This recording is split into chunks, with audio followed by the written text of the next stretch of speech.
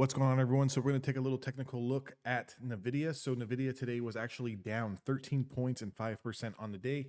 We did close at around 239.48. However, in the after hours session, Snapchat, Amazon saved us yet again, just like Microsoft did, just like Apple did, just like Google did. No thanks to Meta and Facebook because they absolutely destroyed the market coming into today. And you kind of see now we sold off all day. So if we kind of just, this is a wild time. I have not seen, I've only been trading for 5 years, 3 years full time. So I haven't even been a part of the market this long. I have been a part of the COVID crash. I've been a part of, other various small pullbacks, nothing like this. The volatility that we've seen where we lost the 200-day moving average, reclaimed the 200-day moving average, lost the 200-day moving average, reclaimed the 200-day moving average to only reclaim it again in the after hour session. I have not seen this. And if you've been trading for less than 3 years, 4 years, you have not seen this either.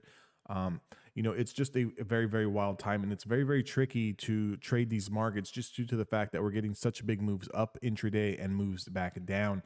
So what we can really look at here for NVIDIA, in the after hour session, we're currently trading at around $246. We do have these recent highs of around 261. This is the area that I'm going to be looking at tomorrow for NVIDIA, just due to the fact that we do have this little bit of, you might want to call it a left shoulder.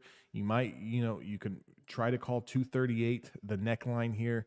And so what I'm looking at is if we do push up tomorrow, if the market is green tomorrow, this is what we're going to want to see. Now, this is best case scenario, and this is for the bulls if we are going to ramp up. And I'm going to kind of show you two different scenarios here.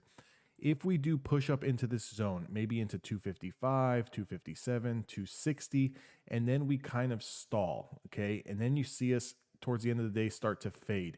If we do lose 250 zone tomorrow and we close under 250, potentially rolling into next week, you can see us drop back down into this 240, 238 zone here. This is not what we're going to want to see if you're a bull. Definitely, this is going to act as a little bit of support here. But if we do start cracking below this neckline, we could potentially see the fade here to 230. Now, obviously, we're going to need to see what the triple Qs are doing. Obviously, if the triple Qs are screaming higher, you're not going to see NVIDIA going lower. So whatever the Qs are doing, 9.5 times out of 10, that's exactly what NVIDIA is doing. So if the Qs are moving higher, NVIDIA is going to be moving higher. That's why it's so important to kind of follow the ETF for the stocks that you guys are trading. If that's the case, and we are going to get another leg down, we are going to lose this zone, then 225 would be the next stop. And then obviously coming down here into this recent demand zone where we touched it 3 times is 208 to around 215. Let's just call it that range. This range has acted as support. This is going to be the next area to see if NVIDIA is going to be able to catch. Obviously, if we lose this, we know that we are definitely going on that third leg down, and we could be getting into a bigger correction going into the spring and summertime. With that being said, that's the worst case scenario. The best case scenario for tomorrow is that if you kind of look down here, these last lows that we had going back to last Friday, let's call this the short-term bottom. So if this is going to be the short-term bottom, we had this nice push higher. We had a little bit of a back test. You can see that this back test is going to be the previous zone that was acting as resistance. And then we got the second push higher. So with that being said, you can call this the second back test of this zone. And then we kind of pushed out here into the after hours and into the close. What we're going to want to see is to push through this level, break these recent highs here, and kind of come back up over 261. As soon as we get over 260, 261, we want to put in a new high, and then we want to come back to 260, 259, 261, and kind of hold this area. If we can hold this area, this is super bullish, saying to me that we are going to go higher in the month of February. This is the best case. We have our base here. We have our lower high here, and then we get this next push, and then we get this little bit of pullback, which will be the next lower high, and then we make this next leg up. That's definitely what we're going to want to be looking for. Some of those zones that you're going to want to see. Definitely if NVIDIA closes over 261, this is bullish, okay? Very, very bullish. If we do get back up into this zone where we're, trading right around, let's call it 254, 255, something in that range, and we start to stall. And then towards the end of tomorrow's session, you see us start to roll over. If we do roll over under 250 tomorrow, I would just be careful because could this be a head and shoulders pattern here? And could this be our neckline? Okay.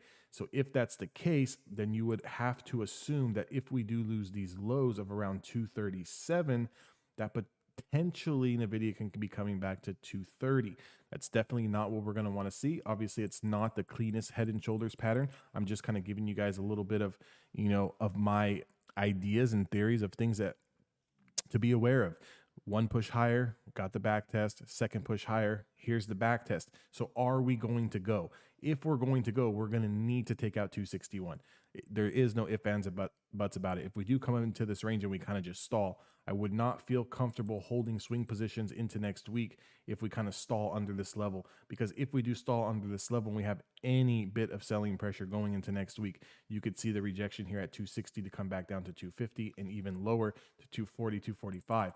So definitely want to keep that in mind. We are going to want to see that breakthrough. And if we do start to lose the bottom of this zone, just know that we do have room to come all the way back down to this recent demand zone going back to last week of around 208 to around 215.